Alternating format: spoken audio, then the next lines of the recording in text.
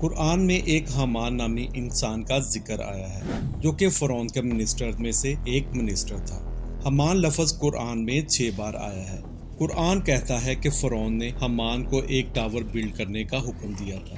اسی حامان نامی انسان کا ذکر بائبل میں ہے، لیکن بائبل میں بتایا گیا ہے کہ حامان فرعون کے انڈر نہیں بلکہ ایک بادشاہ کے انڈر کام کرتا تھا جو کہ فرعون سے 1000 سال بعد بیبلونین میں رہتا تھا، نہ کہ ایجپٹ میں۔ کیتھولک اسکالرز نے نبی علیہ السلام پر الزام لگایا ہے کہ انہوں نے سب کچھ ان کی کتابوں سے کاپی کیا ہے، لیکن آخر وہ غلط نکلی۔ لیٹ 18 میں ایجپشن ہائیروگلیف لینگویج کو فرانچ اور جرمن اسکالرز کے ذریعے ریوائیو کیا گیا، جو کہ نبی علیہ السلام سے بھی 2000 سال پہلے موجود تھے۔ اس اسٹڈی کو ایجپٹولوجی کہا جاتا ہے۔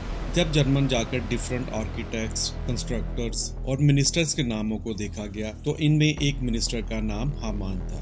اس نام کو 19 میں ڈسکور کیا گیا اور اس کا اسٹیچو آسٹریا میں بھی ہے۔ یہاں لکھا گیا تھا کہ حامان فرعون کے انڈر کام کرتا تھا اور وہ کنسٹرکشن ڈپارٹمنٹ کا انچارج تھا، ایگزیکٹلی جیسا کہ قرآن نے فرمایا تھا۔ سیکرٹ نمبر 1، قرآن کی اس سورہ میں چاند سے ریلیٹڈ ایک راز چھپا ہے۔ اس سورہ میں فرمایا ہے کہ اللہ نے چاند کے لیے کچھ فیسز مقرر کیے ہیں جن فیسز میں وہ ٹریول کرتا ہے، اور اس کے بعد یہ کھجور کی پرانی شاخ کی طرح نظر آتا ہے، جیسا کہ اللہ نے قرآن میں فرمایا ہے، اور چاند کے لیے ہم نے منزلیں مقرر کی ہیں، یہاں تک کہ وہ کھجور کی پرانی شاخ جیسا ہو جاتا ہے۔ اب آپ یہ جان کر حیران ہو جاؤ گے، یہ ہے چاند کی آربٹ کی فوٹو جسے مون انالیما کہتے ہیں۔ اس فوٹو میں دکھایا گیا ہے کہ کس طرح چاند ڈیفرنٹ فیسز میں آربٹ کرتا ہے۔ ان فیسز کو کمبائن کر کے اس فوٹو میں دکھایا گیا ہے۔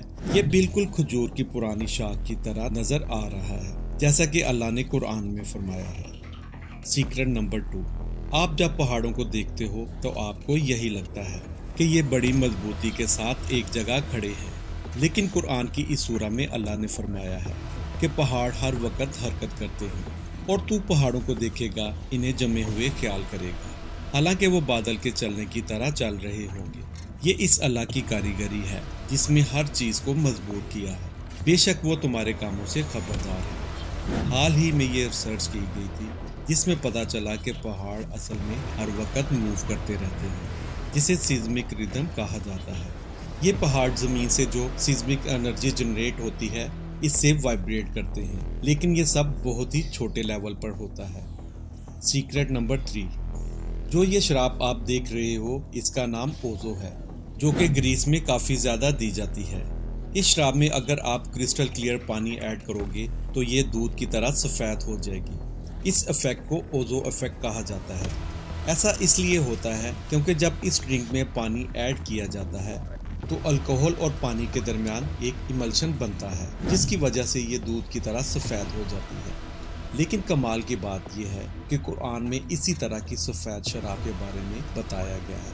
خالص شراب کے جام کی ان پر دور ہوگی، سفید رنگ کی شراب ہوگی، پینے والوں کے لیے لذت بخش ہوگی۔ سیکرٹ نمبر 4، قرآن کی اس سورہ میں بتایا گیا ہے کہ چونٹیاں آپس میں باتیں کرتی ہیں، یہاں تک کہ جب وہ چونٹوں کی وادی پر آئے تو ایک چونٹی نے کہا، اے چونٹیوں، اپنے گھروں میں داخل ہو جاؤ، کہیں سلمان اور اس کے لشکر بے خبری میں تمہیں کچل نہ ڈالے۔ اس آیت میں بتایا گیا ہے کہ جب حضرت سلیمان علیہ السلام چونٹیوں کے پاس سے گزرے تو وہ چونٹیاں آپس میں باتیں کرنے لگیں۔ اسی وجہ سے اس آیت کا کافی لوگ مذاق اڑاتے ہیں کہ آخر چونٹیاں آپس میں کیسے باتیں کر سکتی ہیں، لیکن سائنس نے فائنلی ڈسکور کر لیا ہے کہ چونٹیاں ایک دوسرے کے ساتھ نہ صرف باتیں کرتی ہیں بلکہ وہ انسانوں کی طرح دوسری چونٹیوں کو بھی دفن کرتی ہیں، اور ان میں بھی سپروائزر، مینیجر اور ورکرز کی طرح پوسٹ ہوتی ہیں۔ سیکرٹ نمبر 5، اس قرآن کی آیت کے بارے میں بہت سے لوگ یہ کہتے ہیں کہ قرآن میں یہاں بڑی غلطی کی گئی ہے۔ قرآن کی اس سورہ میں بتایا گیا ہے کہ وہ جس نے تمہارے لیے زمین کو بچھونا بنایا اور تمہارے لیے اس میں راستے آسان کر دیے۔ لوگ اس قرآن کی آیت کا غلط مطلب نکال کر کہتے ہیں کہ قرآن میں زمین کو فلیٹ بتایا گیا ہے، جبکہ اس آیت میں کہا گیا ہے کہ اللہ نے انسانوں کے لیے زمین کو قالین کی طرح بچھا دیا ہے تاکہ وہ آرام سے چل سکے۔ یہاں زمین کی شکل کا لفظ تو کہیں نہیں آیا، نہ ہی یہ کہا گیا ہے کہ زمین کی شیپ فلیٹ ہے۔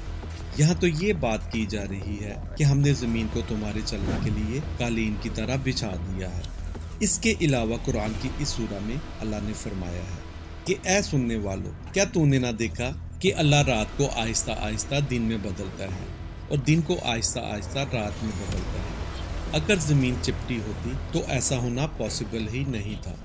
لوگ قرآن کی آیت کو کوٹ کر کے اس کا غلط مطلب نکالتے ہیں اور جھوٹ بولتے ہیں۔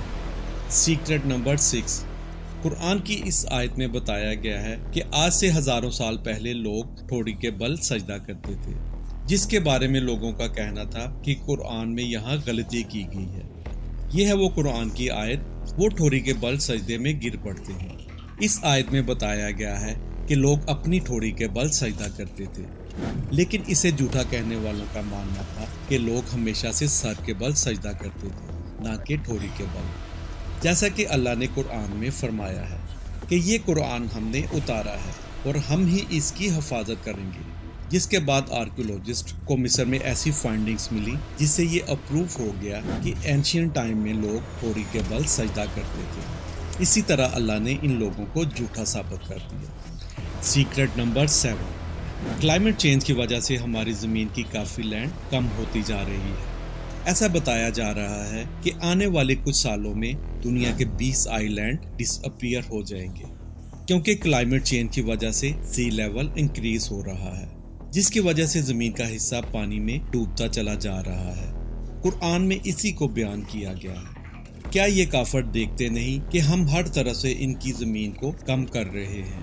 اور اللہ حکم فرماتا ہے، اس کے حکم کو کوئی پیچھے کرنے والا نہیں، اور وہ بہت جلد حساب لے لیتا ہے۔ سیکرٹ نمبر 8، یہ پہاڑ جتنے اونچے دکھائی دیتے ہیں اتنے ہی اس زمین میں دنسے ہوتے ہیں۔ یہ پہاڑ زمین کو سٹیبل رکھتے ہیں۔